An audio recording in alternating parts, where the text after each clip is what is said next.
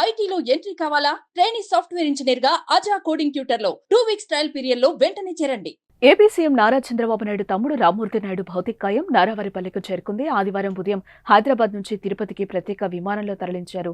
అక్కడి నుంచి అంబులెన్స్ లో నారావారిపల్లెకు తీసుకొచ్చారు. మృతదేహంతో చంద్రగిరి ఎమ్మెల్యే పులివర్తి నాని, లోకేష్ అక్కడికి చేరుకున్నారు.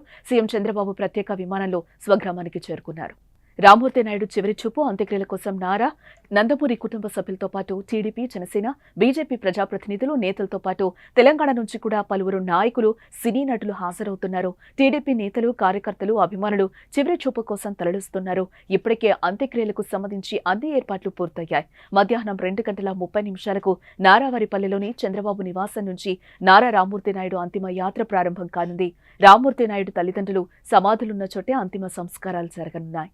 ఏపీ ముఖ్యమంత్రి చంద్రబాబు నాయుడు సోదరుడు నారా రామ్మూర్తి నాయుడు హైదరాబాద్లోని ఐజీ ఆసుపత్రిలో శనివారం మధ్యాహ్నం 12:45 కన్నుమూశారు.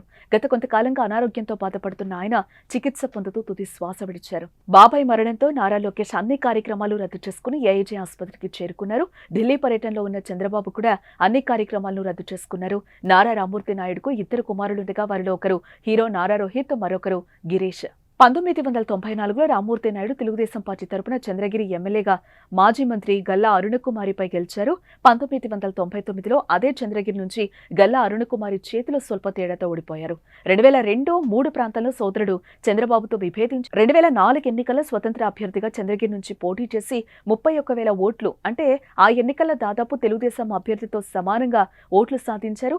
ఆ ఎన్నికల్లో కాంగ్రెస్ గెలిచింది. చంద్రబాబు నాయుడు సొంత ఊరు నారావారిపల్లిలో కూడా అదే నియోజకవర్గంలో ఉంది. తర్వాత మళ్లీ సోదరుడు చంద్రబాబుకు దగ్గరయ్యారు. తర్వాత వివిధ ఆరోగ్య సమస్యలతో రాజకీయాలకు దూరంగా ఉంటూ వచ్చారు. తాజాగా అతని ఆరోగ్యం మరింత క్షీణించడంతో మరణించారు. రామ్మూర్తి నాయుడు మరణంతో నారా కుటుంబం తీవ్ర విషాదంలో ఉంది.